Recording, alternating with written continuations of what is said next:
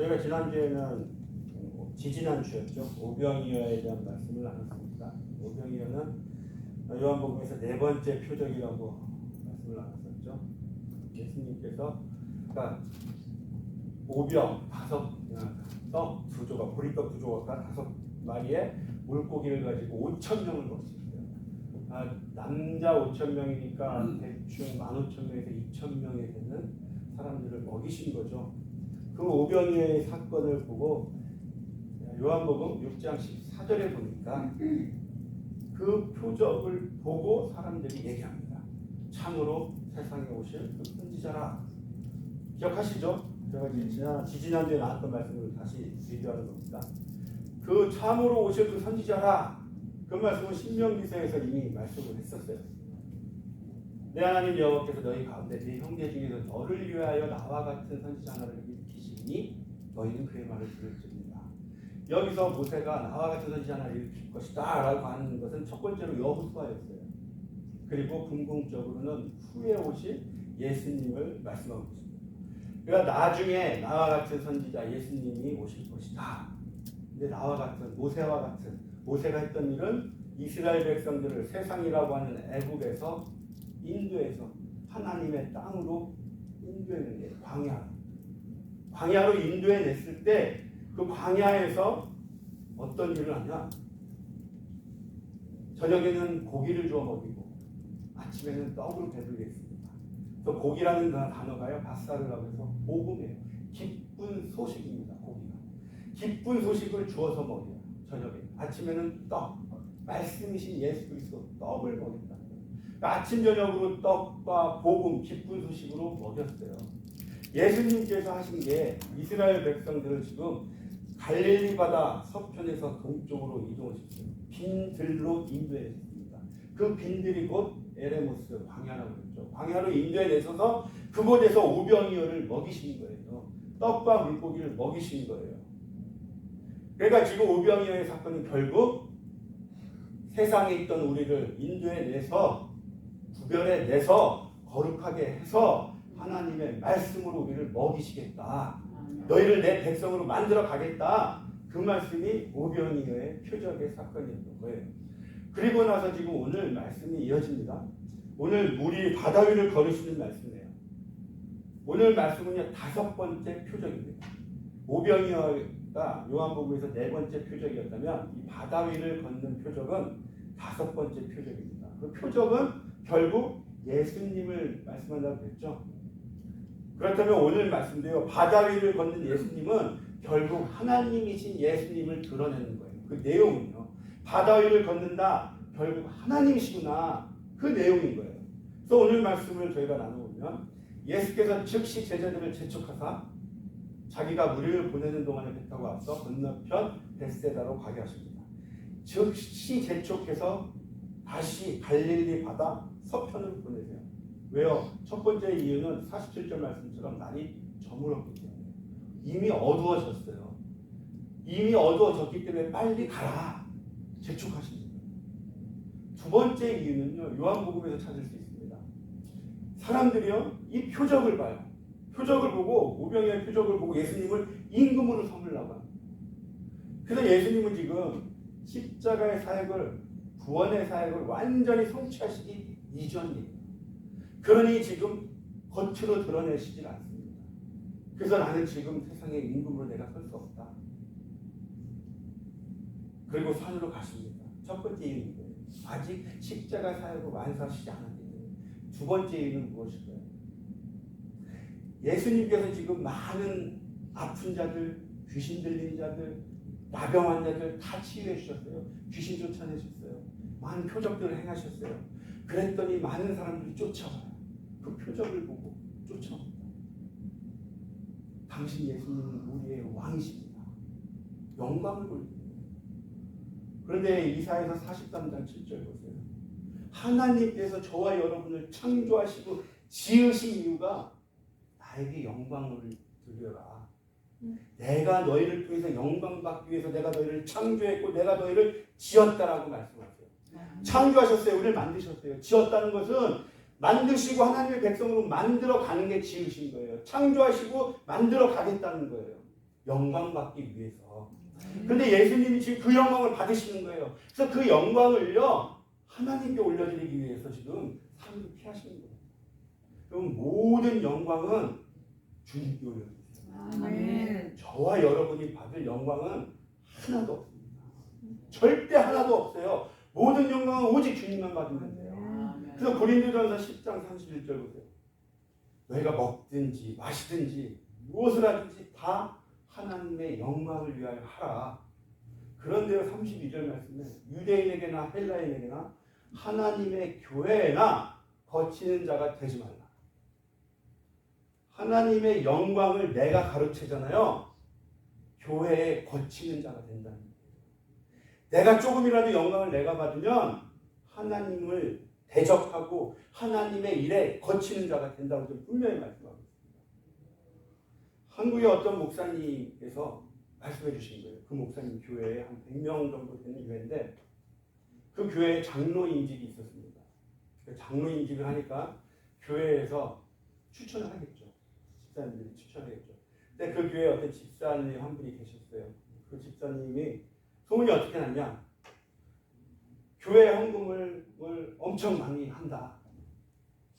그리고 성도님들 한 분 한 분 만나서 교제도 잘하고 밥도 많이 사주고 커피도 사주고 교제 많이 선물도 많이 사준다. 참 잘 섬기신다.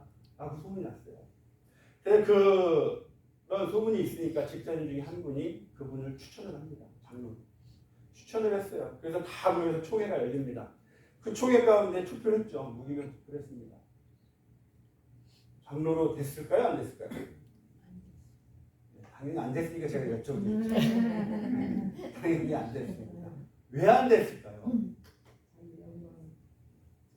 첫 번째 보세요. 그분이 헌금을 많이 한다고 소문이 났어요. 누가 얘기하고 다녔을까요? 본인이. 나 헌금 많이 해. 설마 담임 목사가 저 집사님 헌금 많이 해. 얘기했을까요? 아니에요. 본인이 헌금하고 본인이 섬기고 본인이 한 걸요. 자기 입으로 떠들고 다니는 거예요. 아, 나 헌금 많이 해. 이게. 많이 섬겼어요. 그런데요 보니까 같이 교제하는데 교제를 하더라도요. 같이 먹고 마시고 얻어먹는 거에 사람들이 좋아하는 게 아니더라고요. 왜요? 장로로 되고 교회에서 어느 정도 직분자가 될 정도면 아 저분이 그래도 말씀으로 우리를 양육할 정도가 되어야지 그 영적인 걸 보는 거예요. 영적인 것이 아니라 물질로만 섬기고 자기 입으로 자기가 한 걸 떠들고 다니고 그러니까 본인이 사람들이 보기엔 저분이 교회에 많이 헌신하는 것 같지만 아니다 라는 거예요. 그 영광을 본인이 다 그렇게 받더라는 거예요. 기도도 똑같아요 여러분. 저 집사님 기도 많이 해. 제가 많이 봐요. 근데 그분을 열심히 보잖아요. 그거 어디서 나왔겠어요?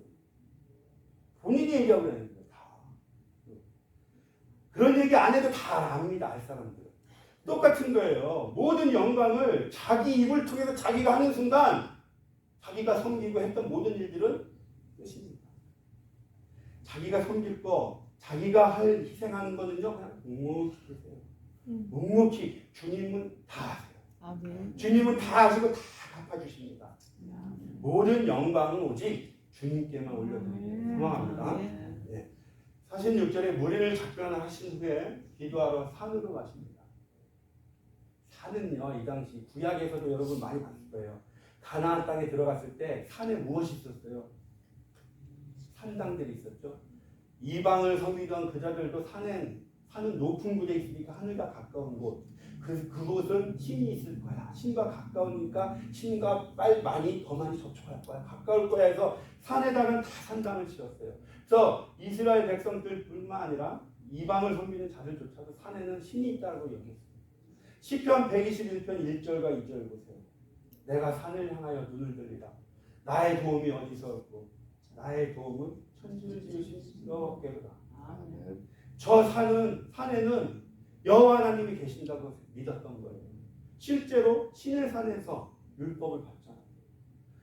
모리아산에 성전을 짓잖아요. 그래서 이스라엘 백성들에게는 저 산에는 우리 하나님이 계셔. 그 마음이 있었어요. 그래서 그 산에서는 하나님을 만난다고 여겼던 거예요. 그리고 예수님께서 산으로 가신 것은 한적한 곳이라는 거예요. 사람들이 드물었던 곳, 한적한 곳. 그곳에서 주님과 1대1로 독대를 하는 거예요. 그게 기도예요. 주님과 어디에서 기도를 하든지 장소가 중요하지 않습니다. 주위에 사람이 많건 적건 내가 주님께만 집중을 해서 주님과 독대하는 거예요. 그게 기도하는 거예요. 그게 깊숙이 들어가서 기도하는 거예요. 그게 마태복음 6장 6절의 골방이에요. 그게 지성소인 거예요. 주님께서는 산으로 가셔서 아무도 없는 곳에서 주님을 만나러 산으로 가서 기도를 하시는 거예요. 그럼 기도하시기 바랍니다. 어느 곳에 계시든지 다른 것 다 놓고요. 주님만 바라보고 기도하시기 바라요. 네, 저물매 배는 바다 가운데 있습니다. 근데 요한복음에 보니까 바다 가운데가 십리를 갔다고 해요. 십리면 아시는 것처럼 4km죠. 그러니까 바다가 갈릴리 바다가 있으면 중앙에서 땅에서부터 4km에서 5km 정도 떨어진 곳에 있는 거예요. 그곳에 계십니다. 있습니다. 배가. 네, 바람이 거스름으로 제자들이 힘겹게 노젓는 것을 보시고 밤 사경쯤에 바다 위로 걸어서 그들에게 오사 지나가려고 하시며 밤 사경이면요. 밤을 4개로 나눴어요. 저녁 6시부터 9시까지를 1경, 9시부터 12시를 2경, 12시부터 3시를 3경, 사경이면 새벽 3시부터 6시. 그러니까 밤새 있던 거예요. 지금 저물매 떠나서 지금 밤 3시부터 6시까지 있던 거죠. 그러니까 바람이 거스름으로 그곳에 계속 있는 거예요. 근데 마태복음에 보니까 어떻게 표현이 되어 있냐. 배가 이미 육지에서 수리나 떠나서 바람이 거스름으로 물결로 말미암아 고난을 당하더라. 바람이 막 불어서 물결이 크게 친 거예요. 그래서 배가 못 나가고 있어요. 계속 그 자리에 있는 거예요. 고난을 당하고 있더라. 그런데 아까 우리가 45절에 보니까 예수님께서 즉시 재촉했어요. 야, 당장 빨리 가. 빨리 가. 주님께서 말씀하신 거, 그 말씀에 순종해서 떠난 거예요. 그랬더니 지금 고난이 임하더라는 거예요. 우리는 주님의 말씀이 임했으니까 아니겠지. 잘 되겠지. 말씀에 순종하면 고난도 함께하더라는 거예요. 그래서 순종하면이라는 것이 떡을 먹고 나면 모형의 사건에서 떡을 먹었어요. 이게 무슨 말이냐? 무슨 말씀이냐? 이스라엘 백성들이 출애굽을 했습니다. 애굽에서 홍해를 건너서 광야로 왔어요. 그 얘기는 나는 이제 세상이라는 곳 애굽에서 떠났어요. 그래서 하나님의 백성이 됐습니다. 홍해를 건넜어요. 세례를 받았다는 얘기예요. 세례를 받고 광야로 왔습니다. 하나님이 인도해 주신 그 땅에 왔어요. 그랬더니 이제 우리에게는 꽃길만 있겠지. 형통한 마른 길만 있겠지 하고 왔어요. 그랬더니 출애굽기 15장에 어떤 일이 벌어져요? 광야로 딱 나오자마자 세례를 딱 받자마자 마라의 쓴물 사건이 터지죠. 마실 물이 없어요. 그리고 나서 그 마실 물이 없을 때 그 마실 쓴 물을 단물로 바꿔주시죠. 그리고 나서 출애굽기 16장 바로 이어지는 사건이 뭐냐면 우리가 아까 16장 8절 봤죠. 하나님께서 만나와 메추라기로 먹이세요. 살아있는 떡을 내려주셔서 그 떡 말씀을 먹이시는 거예요. 그 말씀을 먹었어요. 그랬더니 17장에 바로 일어난 사건이 있어요. 무슨 사건이에요? 기억하세요? 출애굽기 17장에 홍해를 건너자마자 바로 전쟁이 터집니다. 만나와 메추라기를 내려주셔서 그 떡을 딱 먹었더니 바로 전쟁이 터져요. 아말렉이 공격해 오는 거예요.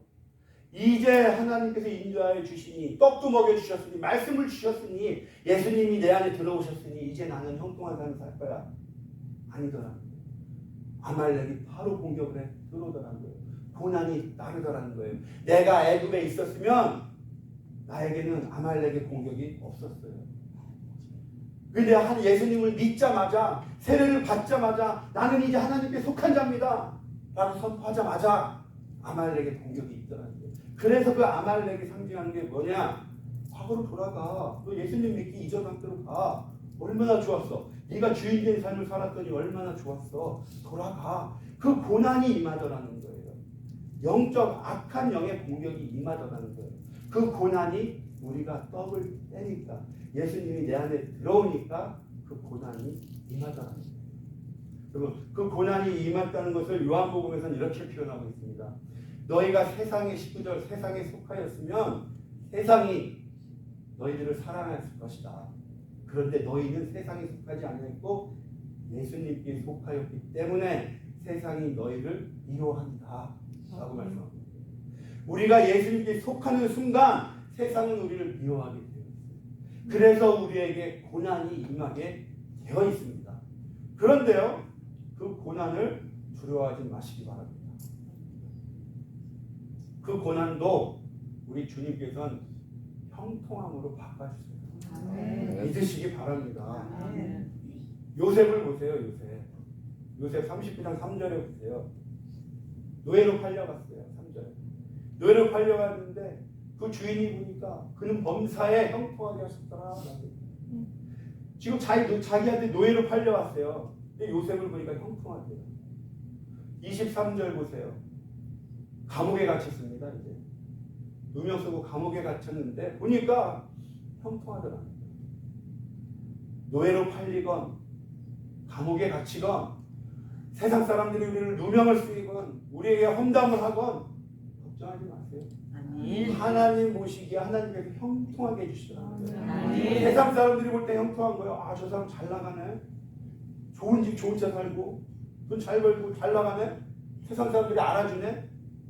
그거는요, 세상의 영광 다 받아보세요. 주님 앞에 갔을 때 우리의 영광 하나도 없습니다. 상급 하나도 없습니다. 주님께서 보시기에 형통한 게 진짜 형통합니다. 아멘. 주님께서 우리가 어떠한 상황이 있더라도 우리를 형통하게 해주신다고 분명히 말씀하고 계세요. 아멘. 그 형통함을 통해서 우리를요, 순금같이 해주신대요. 아멘. 우리가 당하는 고난과 어려움들이 있어요. 그것을 단련하시는 거예요. 욥기 23장 10절 말씀처럼 우리를 단련하시고 순금과 같이 되게 원하십니다. 여러분, 순금은요 100%가 아닌 거 아시죠? 순금은 99.1%, 9%라 99.5%입니다. 100%의 순금은 안 만들어요. 이게 흐물흐물해서 형태 유지가 잘 안 됩니다. 그래서 불순물을 항상 넣어요. 납을 넣더니 불순물이 들어가 있습니다. 그것이 순금이에요. 정금이에요. 그런데요, 저희가요 100%의 순금이 될 수 없는 존재들이에요. 저희는 왜요? 육신이 있기 때문에, 육신을 입고 있기 때문에 저희는 죽어도 100%의 순금이 될 수 없는 존재들이에요. 100%의 정결함을 가질 수 없는 존재들입니다. 그래서 저희는 99.5%만 돼도, 99%만 돼도 어마어마한 거예요. 100%의 정결함을 가진 분이 오직 예수 그리스도 한 분입니다. 여러분, 정금과 같이 되시길 소망합니다. 정금과 같이 주님께 단련받으신 후에 나의 믿음이 순결한 자가 되시길 주님의 이름으로 축원드리겠습니다. 그런데 이 고난을 보세요. 지금 이 제자들이 배를 타고 물결로 인해서 고난을 받아요. 근데 그 고난의 원인이 뭐래요? 바람이에요. 근데 이 바람은 눈에 보이지 않더라는 거예요. 그래서 우리에게 일어나는 이 고난들은요, 보이지 않는 세상부터 시작하는 것을 보여주는 거예요. 지금 저 말씀이. 우리에게 일어나는 어려움들, 고난들, 우리가 보기에는 우리 눈에 보이는 이 문제들로 일어난다고 생각을 하시죠? 아닙니다. 이 세상에 일어나는 모든 현상들은요, 보이지 않는 세상부터 시작되는 거예요. 눈에 보이지 않는 세상부터 시작이 돼서 우리 눈앞에 나타나는 것들이에요. 그래서 우리가 해야 되는 게 뭐냐? 기도예요. 아멘. 기도로 영적으로 주님과 교통하시길 바라요. 아멘. 그것이 우리에게 임한 이 고난들, 어려움들, 모든 것들이 해결되는 것은 기도를 통해서 해결이 될 수 있다는 거예요. 아멘. 내가 열심히 뛰어다닌다고 2배, 3배의 힘만 드는 겁니다. 기도를 통해서 일어나는 모든 일들을 주님께 아뢰시기 바라요. 주님께 아뢰시기 바랍니다. 49절 보면요, 제자들이 그가 바다 위로 걸어오심을 보고 유령인가 하여 소리지르니, 지금 표적이라고 했죠. 표적은 예수님이 하나님이심을 드러낸다고 했어요. 보세요, 바다 위로 걸어오십니다. 상상을 해보세요. 예수님께서요, 제자들이 바다 한가운데서 막 노를 젓고 바람이 불어요. 예수님은 그냥 땅으로 가셔도 돼요. 굳이 바다 위로 오신 거예요. 바다 위로 걸어서 오세요. 제자들한테 보여주기 위해서 그랬을까요? 제자들한테, 야, 봐라, 나는 이렇게 바다 위로 걸어 다닐 수 있는 존재다, 이거 보여주시려고 바다 위로 걸어서 지금 가실 거야? 아니죠. 지금 49절의 말씀은 예수님이 하나님이신 걸 보여주시는 거예요. 이때 이스라엘 백성들은요, 창세기 말씀 다 알아요. 창세기 1장 2절 말씀 보세요. 하나님의 영은 수면 위에 운행하십니다. 하나님의 영, 하나님이 바다 수면 위를 운행하시는 거예요. 이 모습을 지금 예수님이 바다 위를 걸어가시는 것으로 보여주시고 있는 거예요. 그런데 3절에 바로 보세요. 빛이 보입니다. 빛.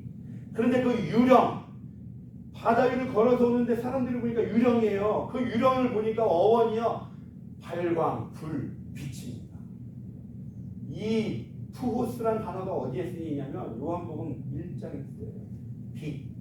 빛이 어둠에 비치되 어둠이 깨닫지 못하더라. 지금 제자들이 배에 타고 있죠. 아직 어둠 가운데 있어요. 예수님이 메시아인 것을, 그리스도이신 것을 아직 믿지 못하는 거예요. 어둠 가운데 있어요. 그러니까 깨닫지 못하는 거예요. 세상에 예수님이 오시고 계신데 못 깨닫고 있는 거예요. 배에 앉아있는 제자들이요, 빛으로 오시는 저 예수님을 보면서도 예수님인지 모르는 거예요. 지금 여러분들은 예수님이 정말 구세주세요? 유령 아니세요? 유령이 아니시죠? 예. 예수님은 구원자세요. 하나님이세요. 하나님이 우리에게 오시고 계십니다. 유령처럼 무서운 존재가 아니라는 거예요. 나를 심판하시러 오신 분이 아니라는 거예요. 나를 살리기 위해서, 나에게 생명 주시기 위해서 빛으로 오신 분이 예수님이라는 거예요. 지금 그 말씀을 하고 계신 거예요. 빛으로 우리에게 오고 계신 거예요. 소리 지르지 마세요. 놀라지 마세요. 기뻐하시기 바랍니다. 50절에 보세요. 예수님께서 말씀하세요. 안심해라. 난이 두려워하지 마.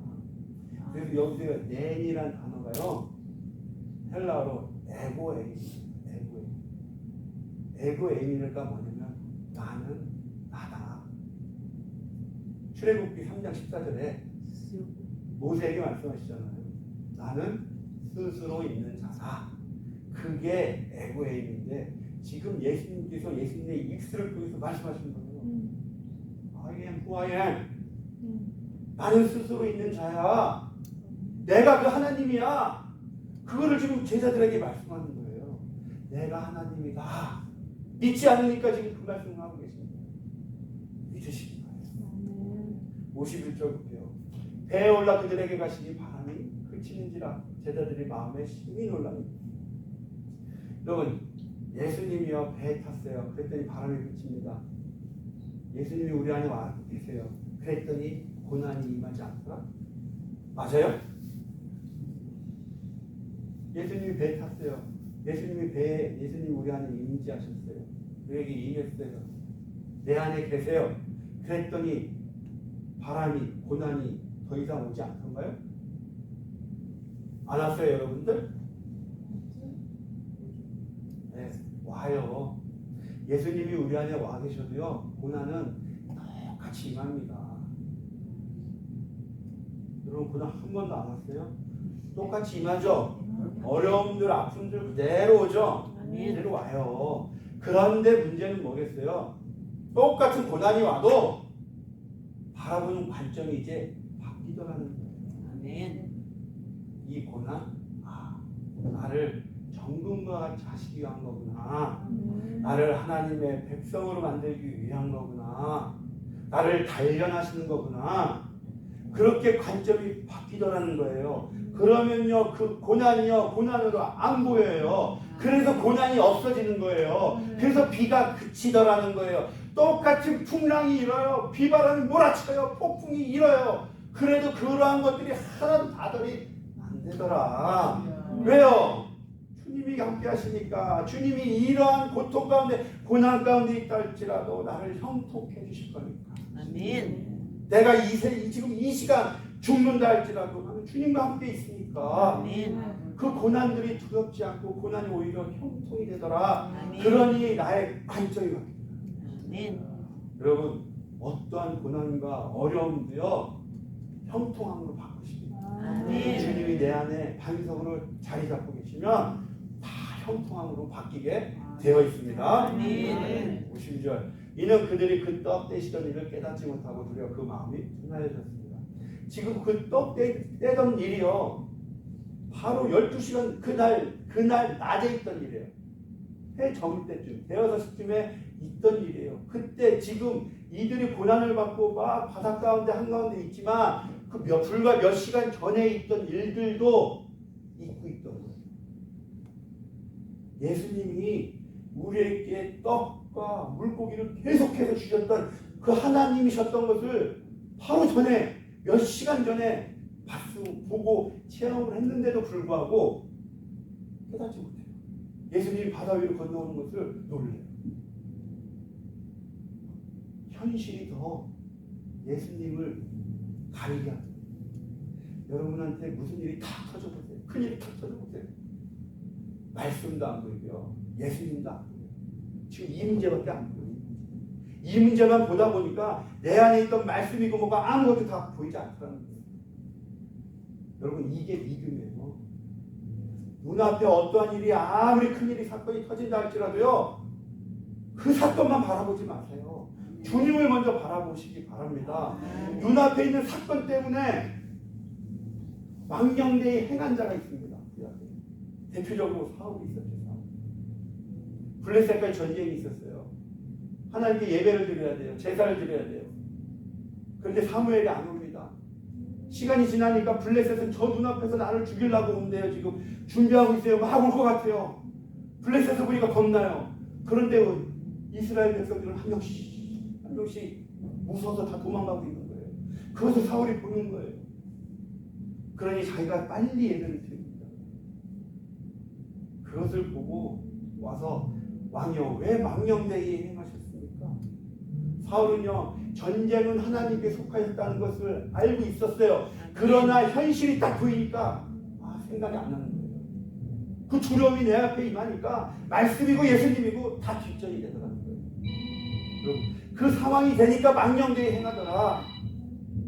그런데요 이 모든 일들이 일어나지만 정말 말씀을 붙드는 자가 있었어요. 말씀을 붙들던 왕이 있었어요. 열왕기하 보니까 히스기야 왕이 그랬더라고요. 아멘. 아스루가요 북왕국을 멸망시킵니다. 열왕기하 17장에서 멸망을 시켜요. 그리고 랍사게와 사네립이 남왕국을 멸망시키기 위해서 왔습니다. 그러면서 히스기야한테 편지를 써요. 히스기야야 네가 믿는 여호와 하나님이 너를 구원해 줄 거라고 믿니? 착각하지 마라. 내 주위에 있는 모든 나라들을 봐라.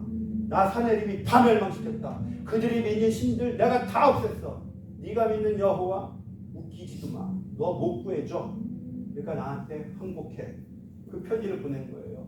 그 편지를 딱 받자마자 히스기야가 어떻게 해요? 성전으로 들어가요. 성전으로 들어가서 여호와 앞에 그걸 딱 펴놓고 여호와 하나님께 기도합니다. 주님, 주님을 이렇게 비방하는 저자를 봐주십시오. 주님께 빌어요. 주님께 기도합니다. 간구합니다. 그랬더니 18만 5천 명의 아스루 군사가 다음날 다 시체가 되더라고요. 눈앞에 일어난 모든 어려움, 부러움들이 다 없어지더라고요. 주님을 붙드시기 바랍니다. 주님을 붙드시기 바랍니다. 어떠한 상황에서도 말씀을 의지하시기 바랍니다.